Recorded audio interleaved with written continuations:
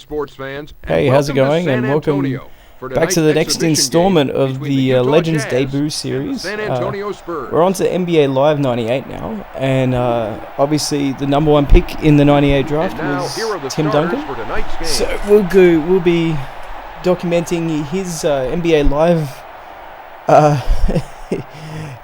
debut, but look at the faces in this. NBA Live 98 was the first game that actually featured quote-unquote cyber faces, and I guess what they were just sort of generic, not generic, but there was no emotion to those faces at all.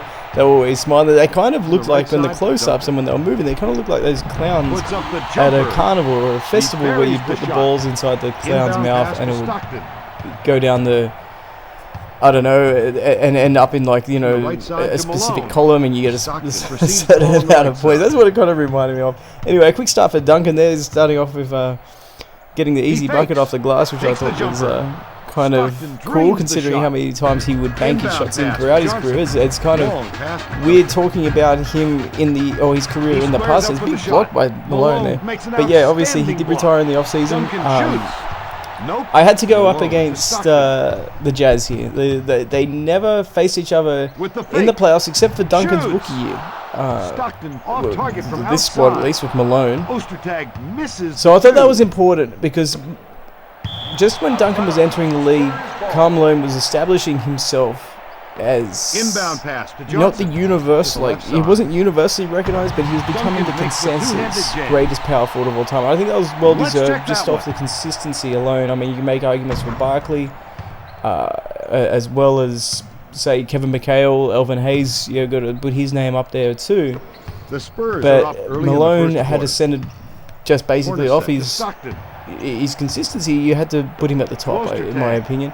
I still think he's the second best behind only Duncan now. Duncan did overtake him quite emphatically. I think that the gap between number one and number two is biggest for any position when we're talking about all-time grades at the power forward spot, with the exception of point guard. Magic, I've got Isaiah at number two. So the gap between number one and number two for point guard is bigger than power forward. But beyond that, center, you know, the top five you can make an argument for. Small forward, you know, you got Larry Bird, you got LeBron James, and two guards, Jordan and Kobe. I mean, obviously Jordan's still number one to me, but Kobe's truly not that far back. He's not as far back as what Malone is of Duncan. But yeah, so that's the reasoning behind this matchup, and for the first time in this series, I've actually got a good team. You know, all the others have been absolute lottery teams. With Minnesota, Philly.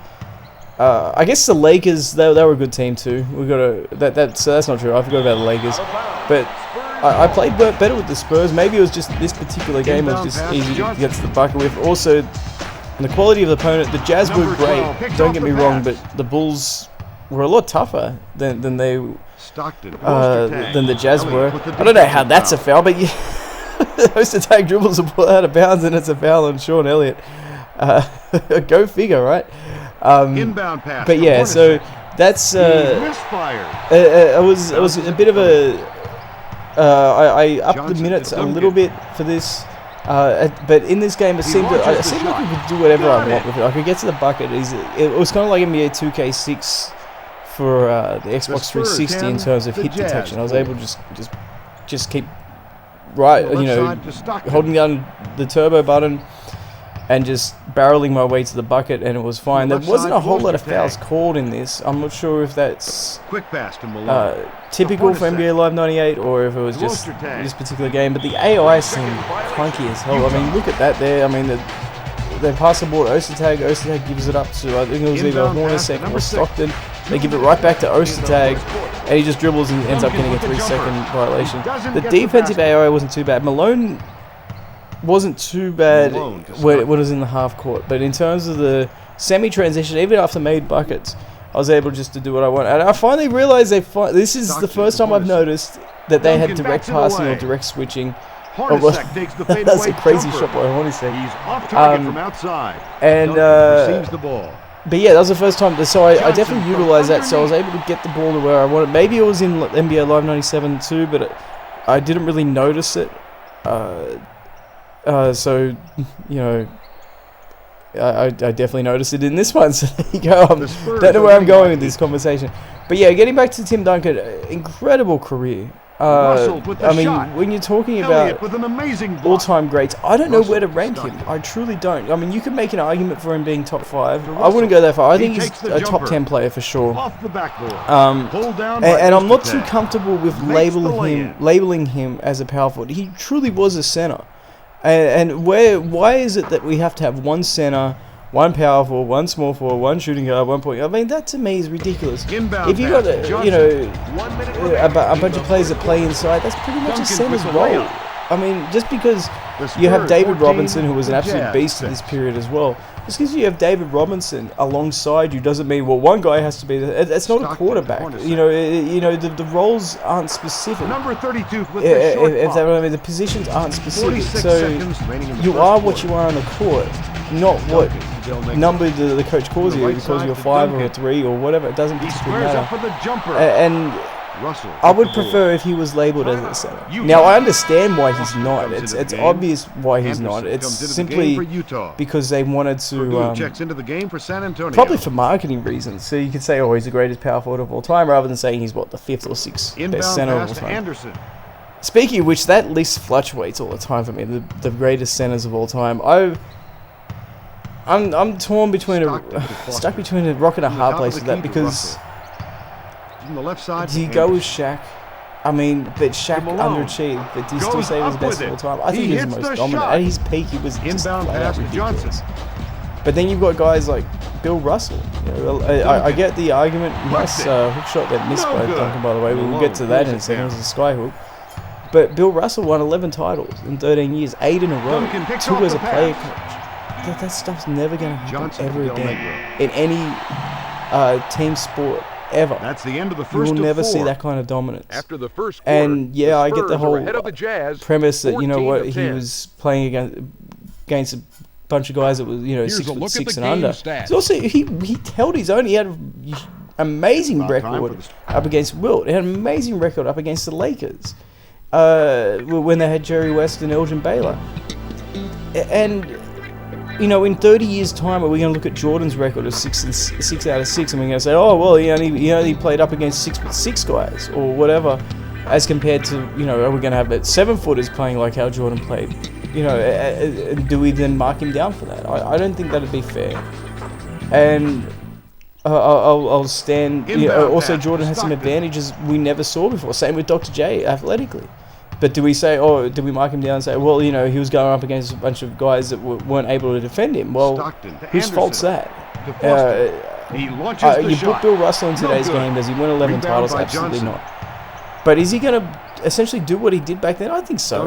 I don't think that's a terrible thing to say, that he would still do what he needed to do back then. He would put him up against someone like a Shaq. I'm not sure what he would have been able to do, but he did some great things against Wilt. There's no denying that. And Wilt needs some serious consideration too, because once Wilt figured out the game, he did fantastic in the Lakers. He put up massive numbers, and they were winning. It was winning numbers. It was winning basketball. I don't know how that wasn't helped by Duncan. The left side. But to me, the closest thing to Bill Russell, and it's kind of ridiculous to say that after that shot, was Tim Duncan. He just did what it took to win. He didn't make a big fuss about it, and he was consumed by winning. And he always respected the game. So I think Bill Russell has to be number 2, regardless of who number 1. Which is kind of weird, because you have to respect the 11 rings in 13 years, but you also have to acknowledge that when it happened. Number 1, though, it changes for me. I've had Kareem there. I'm going to take Kareem off. I'm going to put Wilt at number 1. And the reason I'm going to say that is... But then, see, that's so wrong to me, because how do you put him ahead of Russell? And Russell always beat him. I get the Celtics had great teams, but guess what? So did the 76ers. So did the Lakers. No, I'm going to go Russell. See how I figure these. I'll go Russell 1, Wilt 2, Shaq 3, Kareem 4, Hakeem 5. No good. And then Duncan should be 6. But do you put him ahead of Moses Malone? So maybe he's 7th. So I don't know. No, he's got to be ahead of Moses. Rest in peace to Moses. But yeah, so I don't know how we got off onto that topic. But that's my list for the greatest centers of all time.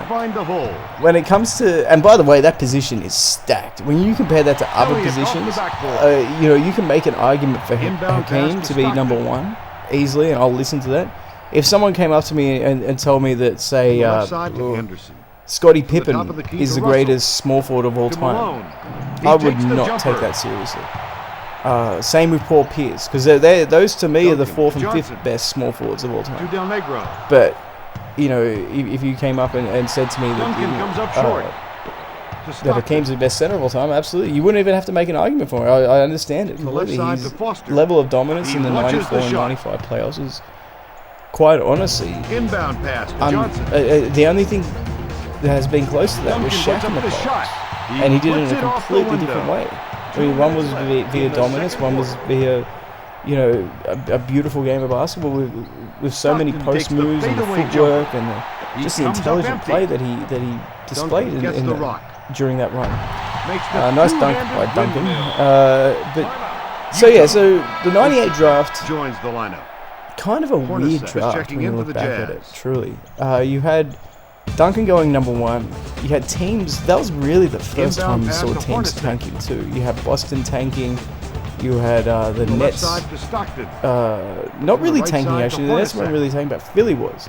Philly ended up trading their number 2 pick. They were drafting number 2. They traded Keith Van Horn for Tim Thomas, and obviously, as I said, Boston had the 3rd and 6th pick. I'm not sure who they got the 6th pick from. Obviously, a trade. But they had a great chance of nailing Duncan, and they didn't. They ended up drafting Chauncey Billups with the 3rd pick, which they completely butchered under Rick Pitino. They ended up trading him mid-season throughout his rookie year. That has never been done before, as far as I know. What's up the shot? I think Karl Malone heard the Kareem conversation before and wanted to get in the act as well. Robinson goes up for the lay-in. Absolutely insane. He traded with Kenny Anderson, a vet. He wasn't a bad player, but wow, the 3rd pick of the draft, especially when considering leading into that draft, they were talking trading the 3rd and the 6th pick for Scottie Pippen. Had that happened, there's no way in the world Jordan returns. Jordan doesn't return, then boy, the landscape of the NBA completely changes. Do you have Indiana, Indiana versus Utah finals? I mean, it would have been good basketball. It would have been smash mouth basketball. It wouldn't have been anything close to the epic final series we had between the Bulls and Jazz in '98, though, the rematch. And then does Malone get his ring, or Reggie Miller gets his ring? One of the two. Stockton, obviously, alongside that too. He's part of that group that fell short of getting a championship. So that's what you're sort of faced with if you're looking at what was leading into the draft in terms of drama. Of course, you also had players. Tim Thomas, I mentioned, he had a pretty good career, hit that 3 over Kwame Brown to force Game 7. That completely altered the dynamics of that playoff run. We'll get into that in a second because we're about to go into halftime. And once we go into halftime, we'll watch the halftime show, and then we'll resume this once the halftime show is finished, and we're into the second half. He shoots at the buzzer. That was pretty. Let's check that one.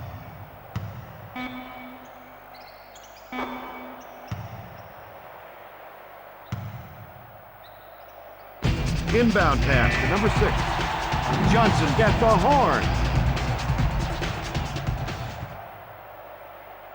That's the end of quarter number 2.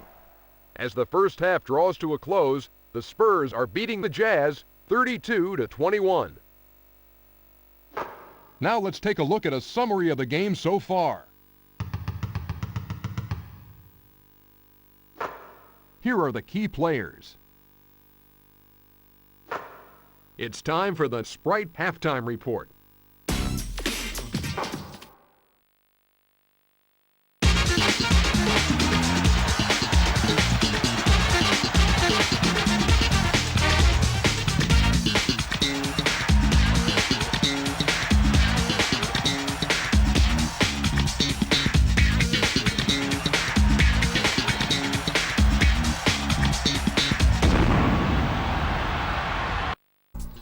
And Time welcome now for the back. start of quarter So number 3. we'll talk about the Inbound 98 pass to draft Stockton. specifically. And the next best player that came out of the draft was T-Mac. And another high schooler. A lot of comparisons to Kobe. Stockton tosses up the For shot. all the things that is said about Couldn't get it Isaiah to Thomas, fall. from Board running the made by CBA Russell. to running the Knicks, he is Stockton one takes hell the of a jumper. player, Makes a it. dude that can figure out Inbound talent. pass to Johnson. He drafted Damon Gets it. Stoudemire when nobody Makes the slam. realized Assist how by good he Johnson. was. He ended up winning Rookie of the Year ahead of Garnett, Stackhouse, Rasheed Wallace, McDyess, all those guys. He ended up winning Inbound Rookie of the pass, Year, the number 7th 12. player in the draft, and he won Rookie of the Year. Then he took Marcus Camby, and Camby would have been an Stockton to absolute Russell. machine had he He not takes the been so fadeaway injury jumper. prone and just Couldn't get filled it out to his fall. body a little bit better. Board He by would have been Robinson. a handful to stop. From midcourt to Duncan. He was, think Amari Stoudemire, but Duncan. with defense. That's what he was With the short capable of. Let's And then check the very replay. next year, he drafted T-Mac. And I'm not sure if he was still around when they drafted Vince Carter. But the Raptors, Inbound honestly, pass to you could Stockton. not really fault the way that they drafted in those first years. You fault some of the trades. Some of the trades were terrible, especially the Damon Stoudemire trade. I talked about how Chauncey Billups was traded to Stockton's Kenny roster Anderson. tag. He was traded to Bounces it to Hornacek. for Kenny Anderson up to He squares Toronto. up with Kenny a Anderson shot. was traded Misfire. for Grabbed by Russell. Damon Stoudemire in Portland. And that was a bad trade. That was a really bad trade. But they Russell bailed themselves shoots. out by getting Billups out of it, but they didn't do Collected by anything. Malone. Billups ended up It's being on, good. I think it was Denver for a Inbound while. pass to It was, Duncan. it was alongside Nick Van Exel. He was playing the 2 guard, and then after Denver, he went to, Takes the jumper. I believe it was Takes the Minnesota. board. And then San after Antonio, Minnesota, that's when he 24. really Duncan started with the to short pop. develop Inbound pass to as a Stockton. shooter. He got his jump shot behind him, and then that's the when he right side became to unstoppable and in that mid range, and he got his confidence behind him. From the baseline, And poster at tag. this level, at least, and Detroit picked him up, and the rest is history with Chauncey. So it's funny how that all Inbound works all the pass way to around. Allegro. So it's, you know, if you made me pick, so one of the great questions is, who do you take? Inbound If pass to you're Russell. drafting, obviously Duncan goes number 1, but if you're redoing the 98 Takes the draft, jumper. who do you take? Do you take Hits the T-Mac or do you backboard. take Chauncey Billups? Chauncey Johnson Billups. receives the pass. Dude, he went to how many straight Makes conference the finals in a easy row? layup. It was like 4 or Inbound 5. I pass think it to was 5 in a row in Detroit, and then another one in Denver. That's 6 straight conference finals. That's a pretty incredible He feat. fakes Yeah, the he only shot. got 1 championship out of it and 2 Stockton finals couldn't get it to appearances fall. out of it. Ostertag with a huge But jam. that's still very, Inbound very pass to impressive Del Negro. to get to that many conference finals. Duncan with So the jam. that's something Oh, that's yes. to take into account. So Del you've got like Negro makes the individual assist. brilliance with T-Mac, scoring the basketball, doing all those things. But once he gets into the playoffs, he's not doing a whole lot in terms of success. Stockton shoots. Gets Stockton it to hits another fall. 3 there, by the way. So Inbound pass to throw Johnson. that in there. But on the other hand, you have a guy who's a catalyst Right side. in Johnson terms to of Robinson. getting teams Utah picks off deep the into the pass. playoffs. It's definitely worthy of Johnson a picks conversation. up the I would still go with defensive foul. T-Mac, but man, I'd have to think Inbound about pass it. I to would absolutely Hornacek. have to think about 2 minutes to it go because in the third quarter. a guy that can run a team and control a ship the way that Chauncey Billups can, Stockton to Ostertag. it's sort of very difficult to argue Malone. with it. Stockton. And Passes to Hornacek. yeah, maybe I would. I don't know. No. Maybe I should do a video of Picked out of the you air. know going back over the Stockton drafts and receives who the should pass go at center where court. and what position. That would be fun because you got to take into account what With the the jumper. team has at Got that it. particular point too. If you need a scorer, obviously you go with team. If you're Inbound developing pass a to young Johnson. team, but if you have a veteran team or whatever, well, there's a lot Left more side talent. You need a Elliott. guy who can He takes the shot. take control of it No. and provide some Reeled in leadership. by And Ostertag. Billups is your guy. From half court to Stockton. I've fallen into the trap of Ostertag receives the ball. rambling on about Russell guys squares up with the shot. not really featured in Del this Negro video. Johnson. It'd be funny because if I did a Chauncey Billups video, I would more than likely talk about Tim Duncan. But in this one, I'm talking about 1 minute left in the third Chauncey. quarter. So, as I said, these guys met in the playoffs, Russell to Stockton. the Jazz and He takes the the jumper. Hits the backboard. and the Spurs. Defensive The Spurs rebound are by obviously the Elliott. number 1 seed. The Spurs had some problems in the playoffs. They were down 2 games to 1 Duncan. and faced 2 elimination With the games to jumper. the Rockets. He The hits Rockets The assist still by had their Elliott. big three, and yes, I'm comfortable Inbound saying pass that to they were a Stockton. big three because you had Barkley, Drexler, and Hakeem, although Barkley was way over the hill and Drexler was a bit too. Hakeem was injury prone that year. Kevin Willis ended up being the starter of that Rockets team, and Barkley was coming in off the Stockton to bench. Russell. Puts up the Regardless, they jumper. finished with, I think it was a He 41-41 misfired. record, Another and defensive rebound the by Jazz Robinson. had a Duncan 62 with win the record. slam. And Let's check that dunk on tape.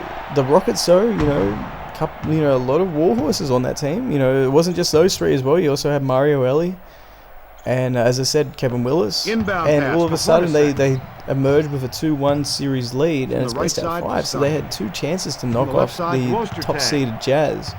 They couldn't take care of business, though. I'm putting Pass to myself to sleep Hornacek. here. They couldn't take care of business, and they ended up losing in 5 games, and that was the end of Malone with Drexler's the career. clutch He shot. retired after Hits that. the backboard. And the That's next the end up of the was third the quarter of Spurs, and the play. Spurs After the third with quarter, Duncan, the Spurs are in they were front of the running Jazz, Twin Towers. 48-32. So even by that definition, we're admitting that they're running Now 2 for a centers. glance By at the the way, it's not a game center and stats. power forward. I mean, we don't call any other team the Twin Towers unless you got 2 centers running, whether it's Hakeem and Ralph We're Sampson or ready all these now for the guys. start of the fourth quarter. So I'll Inbound let it pass go to though. I Johnson. will let it go. But I think you can see my point. When it gets to the second Next round, play. they went through Phoenix with Kevin Johnson, Jason Kidd, obviously, Inbound pass to Russell. and Danny Manning and Clifford Robinson. Gets it to Stockton. So that I think, With the J. Sabonis was back on that team too. He was Rims traded it. for Robert All Horry and down started by on Russell. Nothing midway but net. through the 96-97 season. Inbound pass to Johnson. So they took care of business with that team. Robinson and- makes the lay-in. Although they were Inbound both pass to listed Stockton. as power forwards, that would be Malone and Puts up the Duncan, jumper. they never matched up really in that Stockton series. misses It the was jumper. David Robinson To Del versus Negro. Karl Malone, and Karl Malone On the left guarding side, David Johnson. Robinson. Stockton picks Malone, off the if you pass. Put up Del Negro 25-10 makes the steal. and shot the ball fairly well. It was obviously a defensive Johnson series. off the backboard. Duncan was the leading scorer, but he was going up against Greg Foster, whereas Inbound David Robinson pass was to going Russell. up against Karl Malone. Karl Malone, one of left the better side to post Stockton. defenders that we've ever seen in the history of basketball. He did With an the incredible job turnaround on him. jumper. And Yes, sir. David Robinson shot less than 40%, Inbound which pass is to insane Johnson. when you look at the career numbers for David Robinson. He never shot under Quick pass to 50% Del for his, Negro. until the latter Duncan with the hook. stages of his Oh, career. yes. For him to be putting up 40% is a huge, under 40% I should say, sorry, is a huge drop off. And yeah, that was quite a significant series in terms of that was the only time these guys met in the Inbound pass playoffs. to Russell. When you think that these guys for the next until Malone retired, or when I say never met in the playoffs, I'm not Monster taking into account the 2004 Lakers, by the way, who made it all the way to the NBA Finals before getting blasted by Chauncey Billups and the Pistons. Inbound pass to Johnson. And Left side. Karl Malone did an incredible Duncan job on makes Tim the Duncan in that slam. series. So that's when they actually did match up. But Malone was 40 at that stage. But there are some videos showing the defense that Malone put on Duncan, and that was some pretty impressive Inbound pass stuff. to Stockton. That was before the knee injury really hit home for Karl Malone. The only injury of his career, and it happened to come in during his best opportunity to win a title. From the top of the I key to Russell. Takes the uh, shot. stand by what I've always Doesn't said with get that, the by the way. basket. If Malone Defensive was board healthy, by Del Negro. the Lakers win From that the left series. side to Duncan. Now that's you don't put an Johnson asterisk gets the next rock. to it or Del whatever, Negro receives the pass. but Puts up the it jumper. has to be taken into account. Nice Robinson tip dunk, makes by the the way, by windmill. Dave Ross. That was a sweet animation. There are a lot of replays in this game. A hell of a lot. I got to the point where I was playing it. I was surprised when I would hit a 2-foot bank shot that they didn't Inbound replay. pass But to that one was Russell. definitely worthy of the replay. From the left I'm side not to complaining Stockton. about that one, but yes. So, what do you guys Hornacek think? Like, do you think Takes that the fadeaway jumper. Tim Duncan should be listed as a 5? Or if he's not listed as a 5, obviously he's Johnson a 4. off Where the does Karl Malone backboard. rank in that? And now with the news that Kevin Garnett is retired from the NBA, is Garnett in the discussion?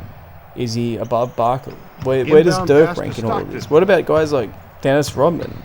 Where do we hold them in this conversation as well? So some interesting thoughts coming out of all this. I've talked for about 20 minutes here, so I might let it go. I hope you enjoy this, and the next one tag. will be Tracy McGrady Hornacek. and the Stockton. Toronto Raptors. I'll have to insert him Gets it into to the Hornacek. starting lineup. Puts up the Hope you enjoyed the jumper. video. Hit us up He with a misfired. subscribe button or a like Defensive or board whatever grabbed you by want to do. A Elliott. comment would be 2 nice too, minutes so we can left have a in the conversation. fourth quarter. And we'll leave it on that. Admiral Robinson done. for the Thank you very two-handed much. jam.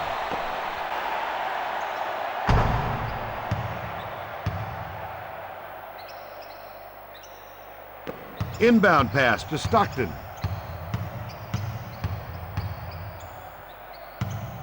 From the left side to Russell. He shoots from outside. All net. Inbound pass to Johnson to half court. Duncan with the two-handed jam. Timeout. Utah. Number 40 enters the game for Utah. Morris in for Utah.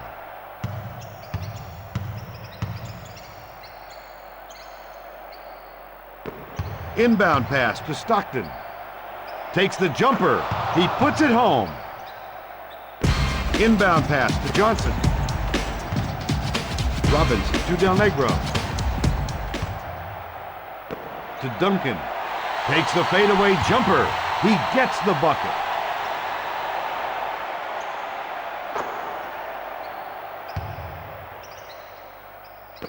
Inbound pass to Stockton. From downtown, Stockton rims it. Johnson to Duncan. With the dunk. The assist by Johnson. Let's check out the replay on that dunk.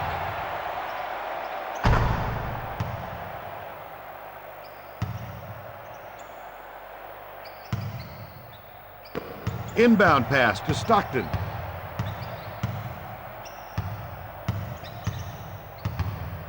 From the top of the key to Anderson. Out of bounds. San Antonio ball. Number 3 joins the lineup. Hornacek substitutes in for Utah. Inbound pass to Del Negro.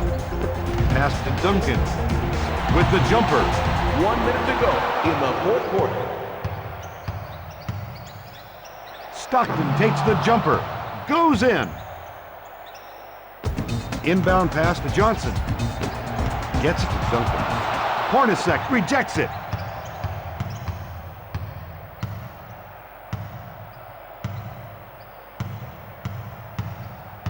From the top of the key to Russell. He squares up for the jumper. Can't find the hole. Brought down by Johnson. Robinson takes the pass. To Duncan. To Johnson. From the left side to Del Negro. Hornacek steals the ball. Stockton goes up with a jumper. He misfires. Elliott pulls it down. Ostertag goes up with a jumper. He misfires. Robinson receives the ball at center court. Goes in for the jam.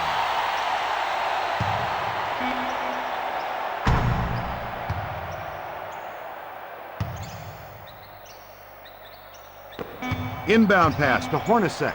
He puts up the buzzer beater. We have reached the conclusion of play. At the end of an outstanding game, the Spurs eased to victory over the Jazz, 72-47. Let's take a look at the game stats.